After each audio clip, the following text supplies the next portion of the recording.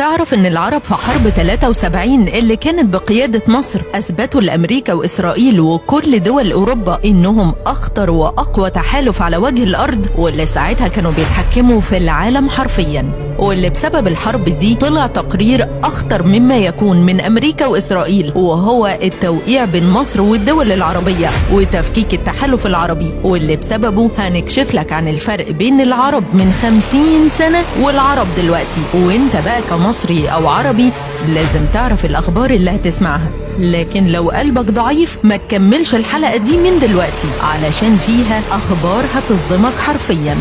خلينا نبدأ الحكاية من الأول باختصار ونذكر أسود يوم في تاريخ مصر، وهو نكسة 67، واللي ساعتها مصر انهزمت بطريقة بشعة من إسرائيل، وبعدها السادات جه وتولى حكم مصر، وأول ما مسك الجيش المصري قرر يرجع معنوياته، وحرفيا ما كانش مركز على حاجة غير الجيش وإنه يقويه علشان نسترد حقنا بمساعدة الدول العربية إخواتنا الأشقاء. وأول ما قرر يجهز للحرب مع إسرائيل جمع 12 دولة عربية، وهنقول لك دور كل واحدة فيهم بالظبط. أول دولة شاركت مع مصر كانت السعودية، وساعتها كان الملك فيصل بن عبد العزيز في بينه وبين السادات خلافات بسيطة جدا، ولكن رغم كده أول ما السادات راح يعمل عمرة في السعودية قابل هناك الملك فيصل، ومن داخل الحرم المكي الرئيس السادات قال للملك فيصل احنا هنحارب إسرائيل ومحتاجين مساعدة. ساعتها الملك فيصل قال له أبشر، قل لي انت محتاج ايه وكام وانا هتكفل بكل حاجة. وساعتها الملك فيصل دفع مليارات الدولارات لشراء أسلحة لمصر وسوريا، وكمان بعت 20,000 جندي سعودي ينضموا لصفوف الحرب. والكارثة الأكبر على أمريكا وإسرائيل هو إنه قطع النفط عنهم، لدرجة إن ساعتها الشعب الأمريكي طلعوا في مظاهرات وكانوا بيطالبوا أمريكا بالتخلي على إسرائيل علشان البترول، لأنهم كانوا بدأوا يعيشوا على أيام الجاهلية، وشوية كانوا هيستوردوا أحصنة ويستخدموها كوسائل مواصلات، لدرجة إن ساعتها وزير الخارجية الأمريكي هنري كاسنجر جه السعودية وقال للملك فيصل وهو بيهزر إن طيارته عطلانة ويا ريت لو السعودية تديله شوية بترول بس يمشي بيهم.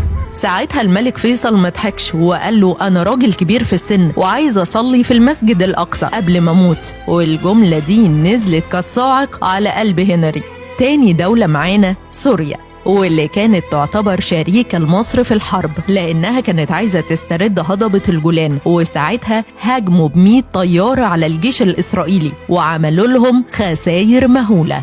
تالت دولة الجزائر، واللي ساعتها كان حاكمها هواري بومدين، والراجل ده كان من أعظم حكام العرب بكل ما تحمله الكلمة من معنى، لدرجة إن السادات ساعتها كان بيقول عنه أشعار. المهم إن الرئيس هواري بومدين راح روسيا واشترى منهم أسلحة وقنابل بقيمة $1,000,000، وكمان طلب قنابل نووية من روسيا علشان يبعتهم لمصر. ومش كده وبس، ده كمان بعت قوات فتاكة حرفيا في صفوف الجيش المصري وكان ليهم دور عظيم. رابع دولة ليبيا، ساعتها القذافي اشترى أسلحة ب$1,000,000 علشان يبعتها لمصر، زائد كمان إنه أرسل جنود تحارب مع الجيش المصري وبرضه كان ليهم دور عظيم.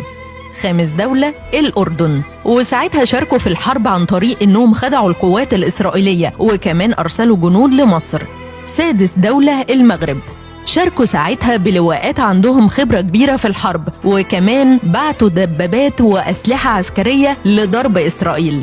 سابع دولة السودان، واللي تعتبر من أوائل الدول اللي انضمت لمصر وأعلنت دعمها الكامل، وعملوا ساعتها مؤتمر في الخرطوم تحت شعار لا صلح لا اعتراف لا تفاوض، وكمان بعتوا فرق مشاة للجيش المصري. تامن دولة تونس، تونس بعتت كتيبة مشاة لمصر، وده كان قبل الحرب، وكانوا بيستعدوا وبيتدربوا مع الجيش المصري لاستعداد للحرب، وكمان بعتوا 5 طيارات هوكر هانتر لمصر. تاسع دولة اليمن، ساعتها قفلوا مضيق باب المندب وبعتوا قوات لضرب إسرائيل.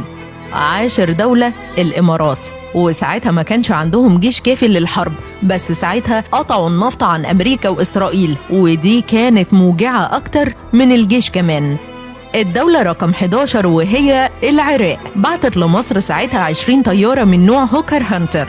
أما الدولة رقم 12 فهي الكويت، بعتت 5 طيارات من نوع هوكر هانتر وطيارتين C-130 لحمل الذخائر. التحالف ده كان سبب كبير جدا ان مصر تكسب حرب اسرائيل وامريكا، واللي ساعتها العالم كله اترعب من تحالف العرب، وقرروا يصدروا قرار اخطر مما يكون، وهو عدم تحالف العرب نهائيا.